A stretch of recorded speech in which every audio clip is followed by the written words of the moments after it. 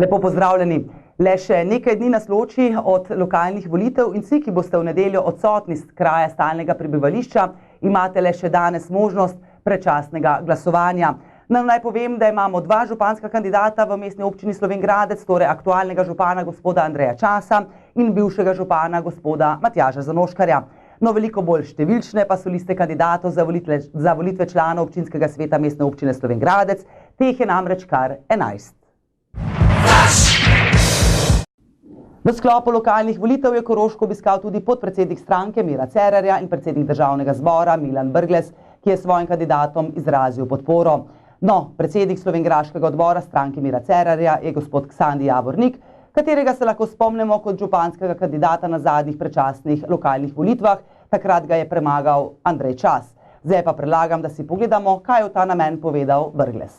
Omenili ste tudi, da v Ljubljani recimo center zdaj fantastično razvit, malo naprej recimo, da ni kanalizacije za regijo kot je Koroška, ki je dejansko absolutno decentralizirana, se človek pravzaprav še kar dokaj neumno počuti, ko vas posluša. Kako mislite torej to decentralizacijo preusmeriti? Ja, zdaj decentralizacija je res neka specifična zgodba. Zelo težko je zdaj potegniti zadeve od danes na jutro, ampak v osnovi je treba poslušati ljudi in poskušati tiste projekte podpreti, ki imajo perspektivo in ki so trajnostno naravnani. Dovolj je, da se pogleda v bistvu zadeve čez mejo. Recimo, čez mejo potrebuješ evropsko financiranje za to, da se nek projekt zažene. Pri nas se konča, ko se konča tudi evropsko financiranje in v bistvu to moramo obrniti, brez tega ni ničesar. Prej ste dejali, da morate najprej normalizirati stanje na državnem nivoju, da se mladi naj ne izselijo. Recimo to je konkreten problem na Koroškem, torej to izseljevanje in verjetno še mnogo drugih težav. S čim so vas seznanili in kako seveda mislite preprečiti torej vse te pereče težave, kar se Koroške tiče? Ja, tisto, kar lahko naredimo, so v bistvu, da začnemo počasi ustvarjati pogoje za to, da bi tisto, kar mladi dobijo skozi izobrazbo, postalo bolj relevantno, torej da dobijo neke delovne izkušnje, in B, tisto, kar lahko se poskuša delati, se dela na tem, da se začne odpirati nova delovna mesta. Kaj drugega na kratek rok je skoraj da nemogoče, je pa treba vedeti, da bomo lahko konkurirali v globalnem svetu, bomo potrebovali res tisto znanje, ki bo pred drugimi. In če ga ne bomo znali vključiti v naše proizvode, potem tudi ne bomo imeli s čem plačevati svoje sociale. Samo eno vprašanje z moje strani. Dejali ste, da morate najprej pokazati, kaj recimo druge stranke, omenili ste SD, ne zmorejo. Zakaj morda ne začnete drugače, pokažete, kaj zmorete vi? Ne pravim ničesar, da kaj morajo druge ne zmorejo, ampak preprosto stvar je v tem, da smo novi politični akterji in zaradi tega, ker smo novi politični akterji, nam skušajo v vsakem trenutku dokazati, da tega ne zmoremo in da ne znamo. Tudi na načine, ki so predvsem PR-ovsko zelo privlačni, vendar pa mislim, da zmoremo in znamo. Je pa res, da se pač človeške napake dogajajo. Pred dnevi smo bili priča otvoritvi prenovljenih prostorov vrtca Slovenj Gradec, enota Majstrova. Ti so torej zdaj svetlejši, prostornejši in opremljeni z naravnimi materiali. Besedo predajam direktorici in županu. Danes je za vrtec S8 praznik, ste dejali uvodoma v svojem govoru. Zakaj? Ja, prav gotovo je za nas praznik. Glede na to, kakšne prostore smo imeli prej, kakšni pa so zdaj po tej temeljiti prenovi, je lahko za nas resnično praznik. Že zaradi tega, ker so otroci zdaj pridobili več igralne površine, prostori so svetlejši, bolj dinamični, delo se lahko organizira potem v manjših skupinah, tako kot predvideva tudi kurikulum. Projektantka teh novih prostorov, kako ste torej prišli v navezo z njo? Projektantka je bila pravzaprav izbrana s strani občine, naredila je idejno zasnovo, skupaj smo potem ugotavljali, kaj bo dobro, kaj ne bo dobro, kaj bi še lahko spremenili in nazadnje je nastalo to, kar je nastalo in veseli smo, da je tako. Torej, obnova vrtca v notranjosti je torej končana. Omenili ste, da sledi le še prenova strehe. Notranjost je pravzaprav renovirana samo v zgornjem nadstropju v celoti. V prihodnjih letih upamo, da bo to že kar naslednje leto, pa pričakujemo še stavbno pohištvo in pa seveda tudi notranje prostore v spodnjem delu. Kaj pa streho?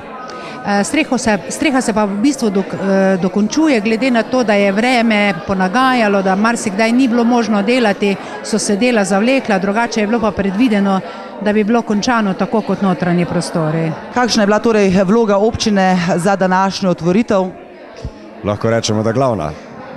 Kaj konkretno? Je dolžna zagotavljati pogoje za predšolsko vzgojo, torej dolžna je skrbeti za vrtce, da se zagotovijo standardi, ki jih zahteva zakon, in ta vrtec na Maestrovi že dolgo ni več izpolnjeval teh standardov. Prevelika gostota otrok, premajhni prostori, kvadrature in sicer tudi po opremi je bil vrtec daleč zastarel. Zato je že nekaj časa bilo v zraku kaj storiti. Razmišljali smo o tem, da se vrtec nadgradi, tako podobno kot se je pred leti adaptiral en del, ampak potem je prišlo pač do te odločitve, da gremo v adaptacijo v obstoječih okvirih z enako streho, ampak da se uredi toplotna zaščita, da se komplet prenovijo prostori. S to prenovo, ki jo je projektirala gospa Pija Planinšec, Koraca, smo pravzaprav z isto površino dosegli veliko večji izkoristek. Zdaj imajo otroci dovolj površin, standardi so zagotovljeni in ko pogledamo te prostore, so svetli, lepi, prijetni, jaz mislim, da smo dosegli uspeh. Po obrazih sodeč torej in vzgojiteljic in otrok ste zagotovo dosegli uspeh, tako da seveda iskrene čestitke tudi z moje strani. Sledi šele adaptacija, renovacija strehe. Streha je v bistvu končana, samo en del strehe na severno stran še ni prikrit zaradi slabega vremena. Sledi pa zahtevnejši del, druga faza obnove Maestrove, to pa je pritličje. Ta poseg bo morda malo večjega ranga. Tukaj smo plačali okrog 330.000 evrov. V spodnjem delu zaradi velikih površin, steklenih in dodatne izolacije, pa tudi kompletne prenove notranjosti, mislim, da ne bo okrog 400.000 evrov potrebnih. Ampak potem bo to res sodoben vrtec. Vsako leto 27. septembra obeležujemo Svetovni dan turizma. Letošnja tema ekoturizem in trajnostna energija. Torej tema ne narekuje množičnega turizma, temveč turizem, ki je prijazen do okolja. No in v ta namen so dijaki 4. letnika srednje turistične šole pripravili stojnice z najrazličnejšimi turističnimi idejami. Ja, žal pri stojnicah nisem opazila nobenega od županskih kandidatov ali kandidatov za mestni svet, ki, kot vemo, vsi po vrsti zagovarjajo inovativne pristope v turizmu. Zdaj pa si poglejmo nekaj utrinkov. Svetovni dan turizma, v ta namen dan pred temu dnevom na torej samem trgu v Slovenj Gradcu postavljene stojnice. Kakšen je torej namen, kaj ponujate na stojnicah? Namen je seveda predstaviti trajnostni turizem, ker je to letošnja tema. Na stojnicah predstavljamo veliko različnih izletov, naprimer Maribor, Prekmurje, Koroška. Tam imamo tudi naprimer koroške jedi, domač ržin kruh, jabolčni mošt. Potem imamo tudi različne animacije, predstavljamo tudi že narejene primere trajnostnega turizma po Koroškem in seveda imamo tudi infotočko, kjer to lahko vse izveste. Glede na to, da so pred nami volitve, ves čas poslušamo ta izraz trajnostni turizem, pa me seveda zanima, kako na srednji turistični šoli razumete ta termin pravzaprav. Trajnostni turizem, to pomeni, da pač v skladu z naravo, da je naprimer, kot je naprimer na Kolpi, v blokah na Kolpi, to so naprimer različne hišice na vodi, na drevesu, potem imamo tudi bivališča v sodih, kakšne nenavadne hišice, ki so bile izdelane iz lesa, pač to vse najdemo lahko v Sloveniji, pač to je vse v skladu z naravo, to je point in tudi pač vse je v skladu z naravo. Kaj je na Koroškem tistega, kar recimo še posebej poudarjate in izpostavljate v sklopu turizma, kar se vam recimo zdi premalo izpostavljeno? Na splošno na Koroškem imamo veliko gozdov in bi lahko to koristili tudi v turistične namene, kar pa ne. No, kar 28 posameznikov pa je na ta dan prejelo tudi licence lokalnih turističnih vodnikov. Več pa s turistično informatorko. Torej danes boste podelili potrdila o upravljenem izobraževanju za vse lokalne turistične vodnike, pa me seveda zanima, kaj se pravzaprav dobrega vodnika pričakuje in seveda najprej, kdo je organiziral to podelitev in nenazadnje tudi izobraževanje.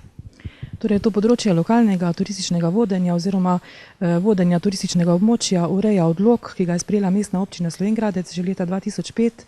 Po tem odloku tudi občina organizira in razpisuje program izobraževanja za lokalne turistične vodnike. Ta program smo letos izvajali v poletnem času, v mesecu juliju in sicer že tretjič v zadnjih 10 letih. In tako smo letos v bistvu dobili kar nekaj novih turističnih vodnikov, ki bodo pomagali pri vodenju turistov, predvsem skozi mestno jedro Slovenj Gradca. Seveda od dobrega vodnika se pričakuje zelo široka paleta znanj. Od tega, da je zelo dober v komunikaciji, da zna delati z ljudmi, pa seveda zelo pomembno tudi znanja iz različnih področij, kot je zgodovina, geografija, psihologija nenazadnje. Poznati mora zelo dobro kraj, ki ga vodi, in vsa ta znanja smo nekako poskušali tem kandidatom za vodnike podajati v mesecu juliju.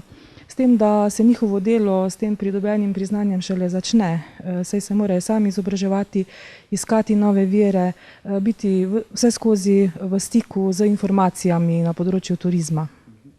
Koliko je bilo teh prijavljenih, so vsi dobili to potrdilo in morda ali bila kakšna starostna omejitev? Omejitve ni bilo nobene, tudi ne kraj bivališča. Predvsem smo iskali ljudi, ki so komunikativni, ki imajo veselje delati v turizmu. Posebej pa smo še nekako izpostavili znanje tujega jezika, predvsem nemščine, saj imamo po vodenju v nemščini vedno več povpraševanja.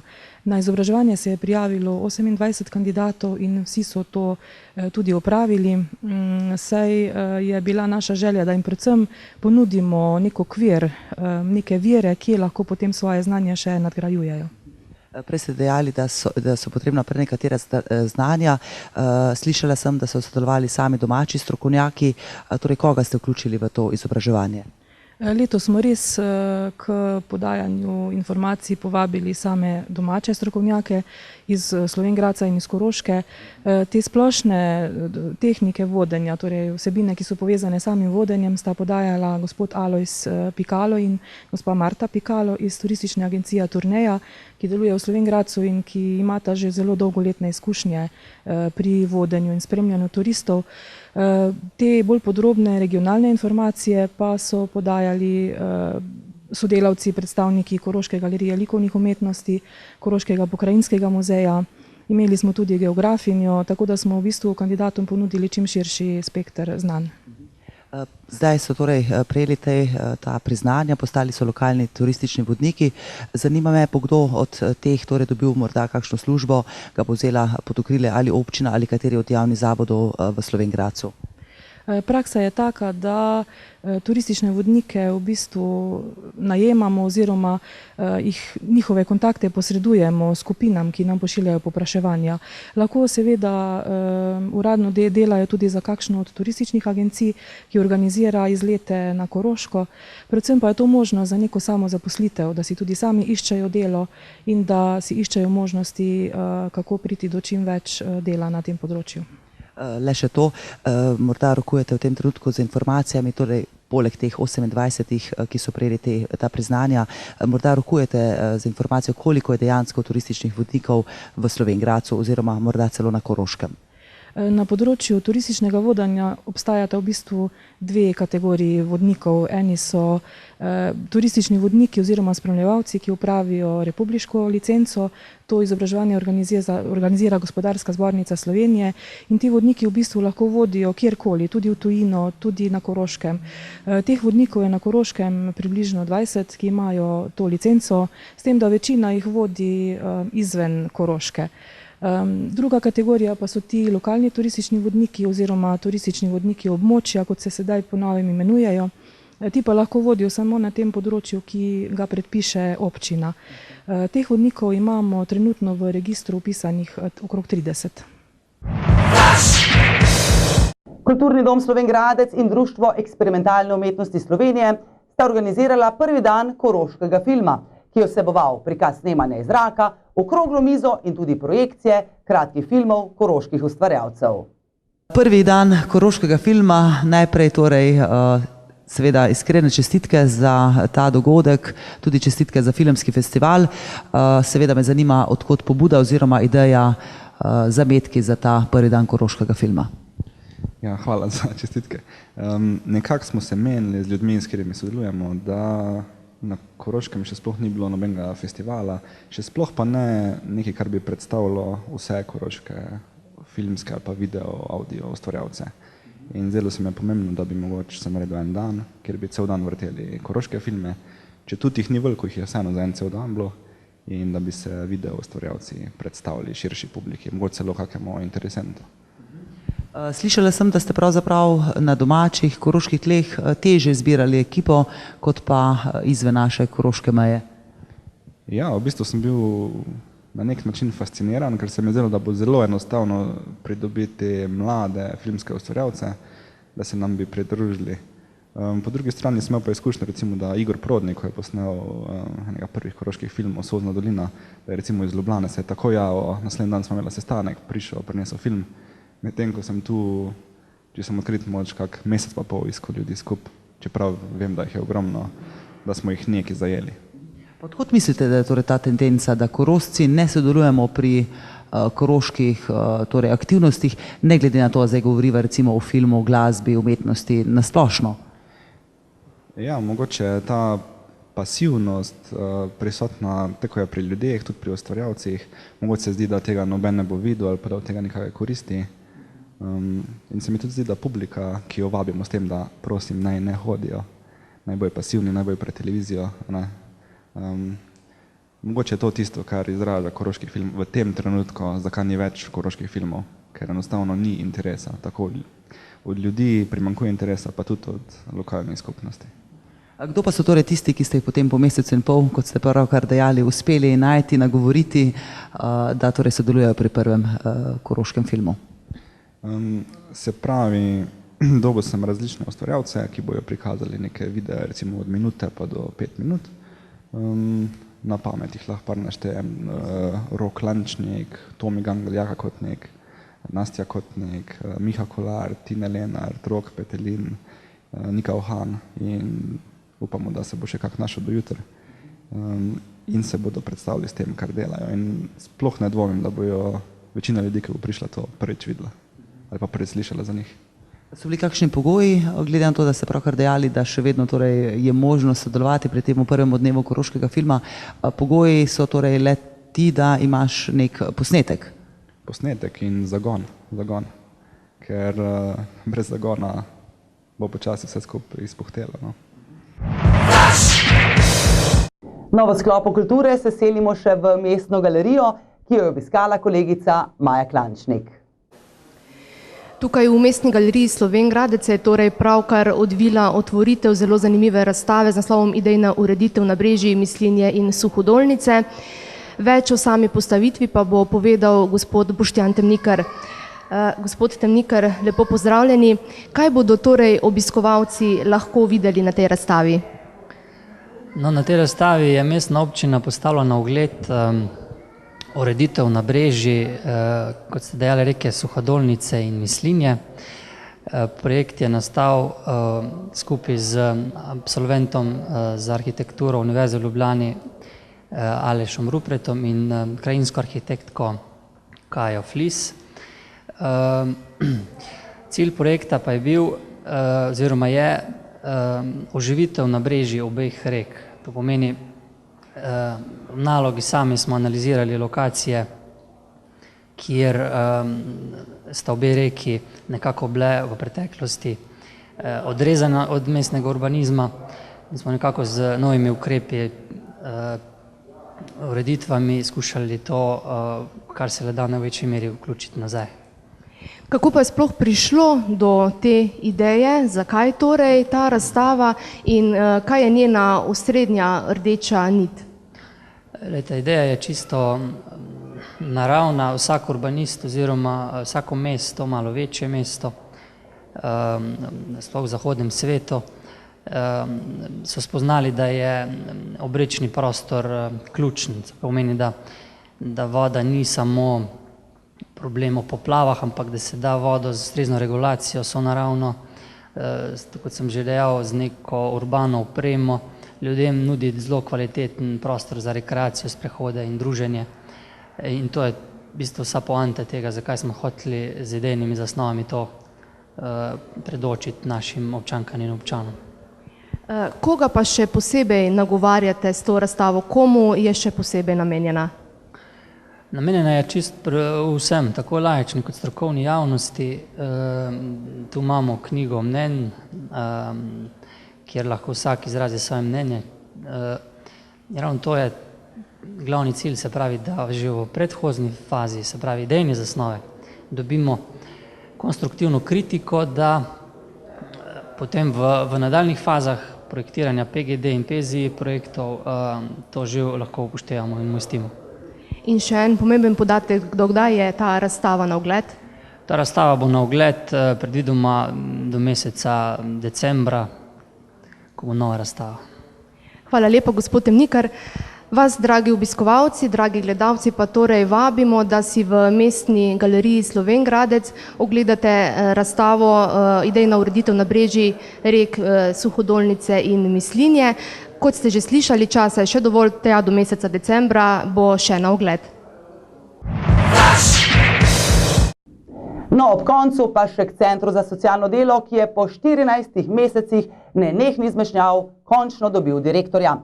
No in kaj je bil razlog vseh teh zmešnjav, povedano čisto preprosto?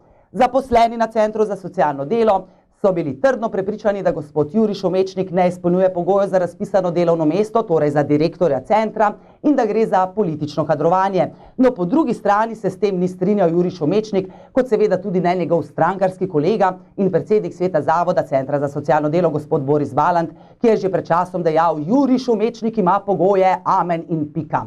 No, zapletlo se je tudi v mestnem svetu, saj so morali glasovanje o mnenju ponoviti. Ja, Jurij Šomečnik je namreč nastopal kar v dveh vlogah, tako v vlogi kandidata za direktorja Centra za socialno delo, kot v vlogi mestnega svetnika. Da sploh ne omenjam, da je večina mestnih svetnikov torej ocenevala, podajala mnenje o Šomečnikovi osebnosti in ne o njegovi strokovnosti. No, pred 6 dnevi pa je ministrica na Ministrstvu za delo, družino, socialne zadeve in enake možnosti izdala soglasje ministrstva Juriju Šomečniku za direktorja Centra za socialno delo. No in včeraj je svet zavoda Centra za socialno delo v Slovenj Gradcu imenoval Jurija Šomečnika za direktorja centra. Zdaj pa besedo predajam predsedniku sveta zavoda. 14-mesečna gonja, bi lahko temu tako dejali, danes torej epilog vseh dogodkov, kdo je novi direktor, koga ste imenovali, potrdili? Ja, potrdili oziroma imenovali smo gospoda Jurija Šomečnika za direktorja Centra za socialno delo Slovenj Gradec za mandatno obdobje 5 let, po pridobljenih seveda soglasjih, ustreznih soglasjih z ministrstva in tudi pozitivnega mnenja lokalne skupnosti. Tako da bi lahko dejala, da ste že pred letom in pol imeli prav, ko ste dejali, ima pogoje, amen in pika, ampak pustiva cinizem. Sredi avgusta ste bili upozorjeni, da je torej 30.9. gospe Soni potekel mandat, torej VD direktorice, pa me zanima, kdo danes opravlja to funkcijo. Ja, ta trenutek na današnji dan je res zavod brez direktorja, ni imel osebe, ki bi z polnimi pooblastili podpisovala dokumente, odločbe, ki jih izdaja ta organ. Zato smo pač se potrudili, sejo sklicali na dan, ki je bilo to mogoče, v skladu z poslovnikom in seveda v najkrajšem možnem času imenovali tudi direktorja, to je z jutrišnjim dnem. Ja, le upamo lahko, da zaradi te slovenske politične folklore ne bomo ponovno najslabše odnesli prav mi, državljani. V tem trenutku le še srečno.